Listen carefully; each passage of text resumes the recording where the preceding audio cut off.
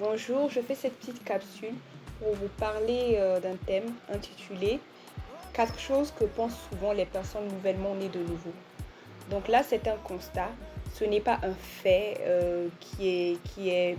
disons, qui est une vérité pour tous, mais c'est un constat que j'ai eu à remarquer durant mes quelques années que j'ai déjà eu à faire, mes quelques pas que j'ai eu à faire dans ma vie de née de nouveau. Et je remarquais certaines choses. Peut-être que vous avez eu à passer par ces petites erreurs, ou peut-être que par grâce, vous n'avez pas eu à commettre ces erreurs. Mais bon, discutons-en. Donc la première erreur que font souvent les personnes nouvellement nées de nouveau, bon, je ne vais pas citer suivant un classement, c'est juste ce que je constatais, c'est que les personnes nées de nouveau, nouvellement, ont tendance à penser que tous ceux qui fréquentent l'église, ou la plupart de ceux qui fréquentent l'église, sont forcément nés de nouveau. Or que ce n'est pas le cas. Donc c'est pas tous ceux qui sont dans l'église, tous les fidèles qui viennent à l'église qui sont forcément nés de nouveau. L'église, c'est un peu comme si on peut dire une clinique spirituelle. Donc c'est pas parce que toi tu as eu la grâce de rencontrer le Seigneur, d'intégrer une église, que l'église où tu vas aller, tu vas trouver que tous ceux qui sont là-bas euh, ont forcément rencontré le Seigneur comme toi, ou sont à un niveau spirituel assez élevé dans la foi. C'est pas forcément le cas. En deuxième point, j'ai remarqué que souvent, lorsqu'on est bébé spirituel, on a tendance à vouloir divulguer les témoignages et les prophéties que l'on reçoit dans nos vies. Parce que il arrive que nous passions par plusieurs expériences de prophéties que l'on reçoit, de révélations que le Seigneur nous donne. Et tellement que c'est merveilleux, c'est intense ce que nous vivons, nous avons envie de le crier au monde, en fait, de le partager à tous.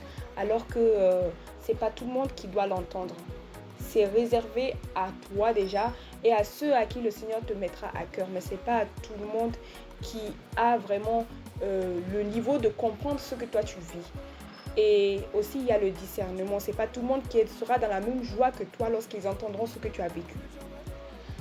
Un autre point, c'est que j'ai remarqué que les personnes nées de nouveau, nouvellement, ont tendance à vouloir se faire des amis, comme tout le monde en fait. Ils veulent avoir des amis parce qu'avant dans le monde ils avaient des amis. Maintenant qu'ils sont nés de nouveau, ils veulent se refaire leur cercle d'amis et avoir des confidentes et des confidents, alors que là aussi c'est plus pareil. Parce que lorsque tu es né de nouveau, il faut savoir marcher par le Saint-Esprit et faire du Saint-Esprit ton confident.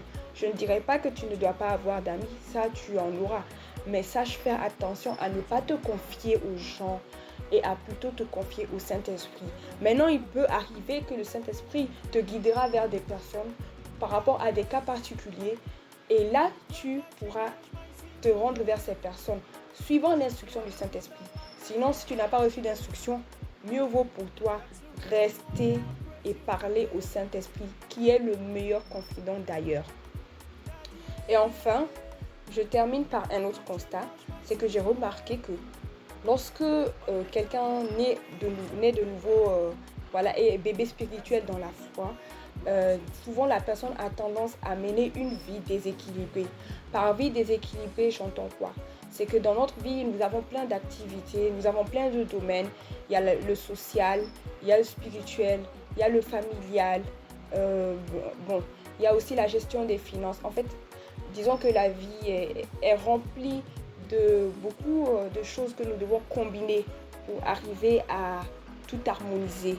Et souvent, on remarque que les bébés spirituels ont tendance à privilégier par exemple des temps importants dans la prière et délaisser plusieurs autres aspects de leur vie. Donc souvent tu vas voir qu'une personne qui était très très soignée lorsqu'il était encore dans le monde, il suffit que la personne décide en fait et par la grâce de Dieu arrive à changer de vie par sa rencontre avec le Seigneur. Il arrive que ces personnes souvent croient qu'elles n'ont plus à se faire belles, à se soigner et que maintenant, voilà, il faut seulement prier, alors que non.